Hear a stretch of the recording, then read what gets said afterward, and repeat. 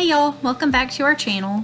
So today we're going to be talking about rivets. As you can see, I have a hole punch and a hammer.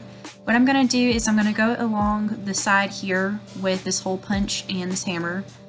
And this hole punch is like a nail setting taper punch. It's about 1/8 of an inch. And I'm basically just pushing the nail part of the rivet back through. And then what I'll do after that is grab my drill, and you can use anything between about 3/16 of an inch up to 1/4 of an inch, and basically you just drill into that hole and the rivet will automatically, the outside of the rivet will automatically stick to it. Just take it off and then just keep going. And I will show you another way that my husband found very effective. You kind of need to be strong and patient for this part though. But he had got some vice grips, a chisel, and then he also used a hammer. And on the roof panels, he was deciding to take the rivets off of that.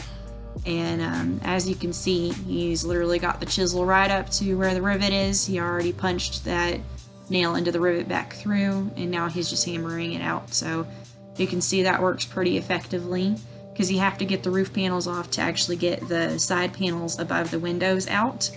So we wanted to make sure we got all those panels out, and here at the end of the video you can see us actually taking out the rest of the side panels and the roof panels so that, you know, we can get started on getting the rest of the insulation out. So if you want to just keep watching the video till the end, you can see that happen. Thank you.